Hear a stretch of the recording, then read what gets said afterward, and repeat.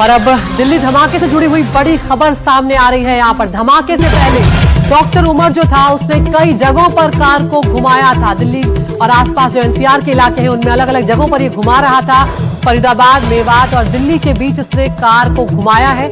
43 से ज्यादा सीसीटीवी कैमरे जो लगे हुए हैं उनमें ये जो धमाके वाली कार है इसकी तस्वीरें कैद हुई हैं। अलग अलग जगहों की तस्वीरें भी यहाँ पर हम आपको दिखा रहे हैं और ये वही कार है जिसमें डॉक्टर उमर बैठा हुआ था। 10 तस्वीरें आप देखिए तो ये फरीदाबाद, मेवात, दिल्ली कई जगहों पर इसने अपनी कार को घुमाया है। साजिश जो थी वो पहले से यहाँ पर रची गई थी और अब दिल्ली ब्लास्ट के 7 दिन बीत चुके हैं और जैसे जैसे तस्वीरें सीसीटीवी कैमरा खंगाले जा रहे हैं तो एक के बाद एक नई नई तस्वीरें सामने आ रही हैं कि किस तरह से ये कई जगहों पर कार घुमा रहा था।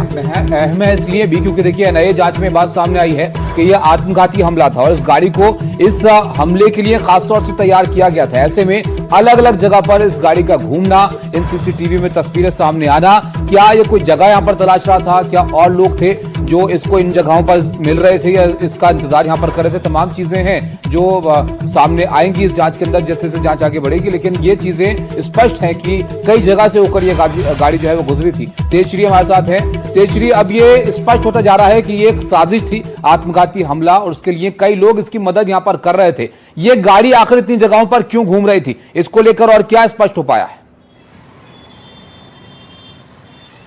जी बिल्कुल, देखिए आपको बता दें कि आज उस घटना को पूरा 1 हफ्ता हो चुका है और हम उसी स्थल पर मौजूद है, उसी घटना स्थल पर मौजूद है जहां पर ये पूरी घटना हुई थी।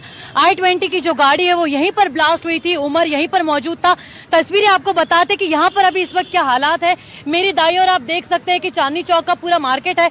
ट्रैफिक यहाँ पर फिलहाल पूरी तरह से खुल गया है, मूवमेंट, बैरिकेडिंग लगी हुई है। आप देख सकते हैं कि आरपीएफ के जवान यहाँ पर मौजूद है, लगातार दिल्ली पुलिस के जवान भी यहाँ पर तैनात है। लेकिन सबसे महत्वपूर्ण बात सीसीटीवी की जो आप कर रहे हैं, मेरे बाई और ऋत्विक आपको विजुअल्स दिखा रहे हैं, दिखाइए वहाँ पर एम्बुलेंस भी तैनात है और लगातार निगरानी की जा रही है कि किस तरह से यहाँ पर लोग कौन आ रहे हैं, किस तरह की मूवमेंट है। बैरिकेडिंग भी फिलहाल कई सारे इलाकों में की गई है। हालांकि महत्वपूर्ण इस वक्त यह है जानना कि सीसीटीवी कैमरे की यहाँ पर क्या भूमिका है। तो लगभग 44 से ज्यादा सीसीटीवी फुटेज है जिनको खंगाला जा रहा है। बताया यह भी जा रहा है, आपने बिल्कुल ठीक कहा कि पूरी दिल्ली का चक्कर लगाया गया। मयूर विहार फेज 1 भी उमर अपनी कार को लेकर गया, फिर कनॉट प्लेस भी गया, फिर एक सीसीटीवी ऐसा भी आया जिसमें वो मोबाइल की दुकान पर रुका था, जिससे यह साबित होता है कि 2 मोबाइल फोन उसके पास थे। एक उसने चार्जिंग करने के लिए दुकानदार को दिया और उसके बाद उसका पूरा रोड मैप क्या था ये दिल्ली पुलिस पूरी तैयारी कर रही है, ये खंगालने की कि क्या पूरा रोड मैप रहा होगा। सारे सीसीटीवी फुटेजेस उस रोड मैप के वो भी खंगालने की कोशिश की जा रही है, क्योंकि ध्यान रखिए कि ये बहुत छोटा नेक्सस नहीं है। इसमें केवल 1 या 2 लोग शामिल नहीं है, इसमें कई सारे लोग इस पूरे घटनाक्रम में शामिल है। एक बार फिर से तस्वीरें हम आपको दिखाएंगे कि किस तरह की यहाँ पर अब चहल पहल है, हलचल है। लगातार यहाँ पर चेकिंग जो है वो तो की जा रही है। हम ये नहीं कह सकते कि स्थितियां बिल्कुल पूरी तरह से नॉर्मल हो चुकी है, कई सारे चेक पॉइंट्स भी लगाए गए हैं, लेकिन अब लगातार बैक टू बैक इन्वेस्टिगेशन एजेंसियां भी इसकी जांच कर रही हैं। ईओडब्ल्यू और एनआईए बनी रही है हमारे साथ।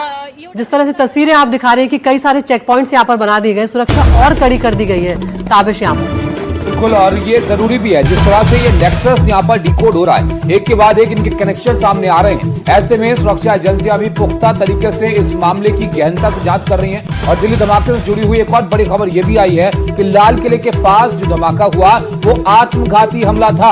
आत्मघाती हमले के लिए खास तौर से इस गाड़ी को तैयार किया गया था ताकि इस तरह के हमले को वहां पर अंजाम दिया जा सके। और धमाके की साजिश में डॉक्टर उमर के साथ शुरू से ही शामिल था आमिर नाम का एक शख्स। दिल्ली धमाके को लेकर ये बड़ा खुलासा हुआ है।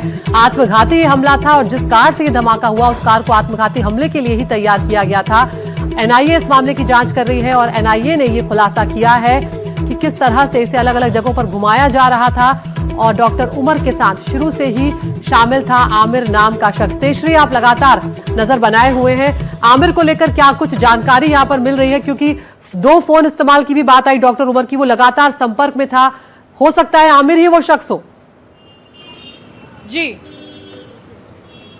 बिल्कुल, देखिए इसमें 3 से 4 अहम किरदार यदि हम बात करें, डॉक्टर मुजम्मिल है, डॉक्टर आदिल है, शाहीन है जो इस पूरे घटनाक्रम की मास्टरमाइंड बताई जा रही है और उमर तो है ही जिसने पूरे घटनाक्रम को अंजाम दिया था। लेकिन बड़ी बात ये निकलकर सामने आ रही है कि ये पूरी जो घटना हुई है इसके तार केवल भारत या दिल्ली से नहीं जुड़े हुए हैं, लेकिन इसके तार तुर्की, पाकिस्तान, अफगानिस्तान तक जुड़े हुए हैं। और ये पूरा नेक्सस जैसे जैसे जांच आगे बढ़ते जा रही है वैसे वैसे ये सामने आते जा रहा है कि ये नेक्सस जो है वो कितना लंबा है। और साथ ही साथ इसमें कई सारे ऐसे किरदार भी सामने आ रहे हैं जो वहीं पर यूनिवर्सिटी में ही रह रहे थे। और इसी बात को ध्यान में रखते हुए अल-फलाह के जो डॉक्टर्स हैं अल-फलाह अस्पताल के, उनसे भी लगातार पूछताछ की जा रही है, क्योंकि 2900 किलो का एक्सप्लोजिव केवल यूनिवर्सिटी के 200 मीटर के दायरे में मिलना ये कोई छोटी बात नहीं है। और डॉक्टर मुजम्मिल डॉक्टर आदिल के भाई डॉक्टर मुजफ्फर के साथ कहां पर गया था, जांच में ये निकलकर सामने आया कि ये दोनों पहले पाकिस्तान गए थे। और डॉक्टर मुजफ्फर कहा जा रहा है कि आदिल का भाई है जो इस पूरे घटनाक्रम का एक मास्टरमाइंड भी बताया जा रहा है। और इस वक्त कहा जा रहा है कि वो अफगानिस्तान में है। और इसी बात को लेकर एजेंसियां रेड कॉर्नर नोटिस भी जारी कर सकती हैं कि अफगानिस्तान में वो किस तरह से कहां पर छुपा हुआ है, उसकी क्या कुछ गतिविधियां रही, और भारत में रहते हुए वो किससे संपर्क में था, इनका टेरर मॉड्यूल जो है वो क्या कुछ था, जैश ए मोहम्मद के जो इनके कनेक्शन जो सामने आ रहे हैं, पाकिस्तान में इनका जो कौन सा हैंडलर है वो बैठकर इनकी मदद कर रहा है। और साथ ही साथ ये जो जैश का कनेक्शन है इसको भी यहाँ पर अब खंगाला जा रहा है कि कौन लोग जैश के संपर्क में थे और कैसे साजिश यहाँ पर रच रहे थे। इस बीच आपको बताएं, दिल्ली धमाके में एनआईए ने पहली गिरफ्तारी भी की है। आमिर राशिद अली नाम का एक शख्स जिसको गिरफ्तार किया गया है, पंपोर का ये रहने वाला है और दिल्ली से इसकी गिरफ्तारी हुई है। तो आत्मघाती हमलावर का सहयोगी है आमिर रशीद। आमिर के नाम से रजिस्टर्ड थी हमले वाली खाली तस्वीरें भी आपको हम दिखा रहे हैं। और ये तस्वीर साबित शुरुआत में ही आ गई थी कि ये शख्स जो है ये भी कहीं ना कहीं इसमें शामिल था। और साथ ही इस मामले में एनआईए की ये पहली गिरफ्तारी है, क्योंकि अब एनआईए इस मामले को पूरी तरह से संभाल रही है। जम्मू कश्मीर के पंपोर का रहने वाला आमिर राशिद अली जो है उसको अब दिल्ली से गिरफ्तार किया गया है। और आमिर आत्मघाती हमलावर जो डॉक्टर उमर नबी था उसका सहयोगी यहाँ पर बताया जा रहा है। तेजश्री, ये बहुत बड़ी खबर है, यहाँ पर एनआईए के लिए एक बड़ी कामयाबी। जी बिल्कुल, देखिए जांच एजेंसियों के लिए बहुत बड़ी कामयाबी है, क्योंकि ये सबसे महत्वपूर्ण है जानना कि उस वक्त उमर जिसने ये पूरे घटनाक्रम को अंजाम दिया वो किस से संपर्क में था। क्योंकि जिस वक्त यहाँ पर हम मौजूद हैं बताया जा रहा है कि ये घटनाक्रम जहाँ ये स्थल सबसे महत्वपूर्ण है, इससे पहले वो सुनहरी मस्जिद गया था।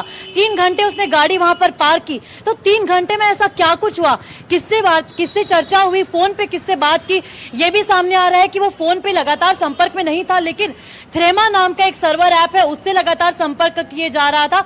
और सभी लोगों ने अपना एक सर्वर बनाया हुआ था, उस पर वो बातचीत करते थे। अब ये शख्स जिसको गिरफ्तार किया है इसकी कड़ियां कहां पर जुड़ी हुई हैं, इसके तार कहां जुड़े हुए हैं, वो भी बातें सामने आएंगी, क्योंकि डिजिटल एविडेंस इसमें सबसे महत्वपूर्ण किरदार निभा रहे हैं।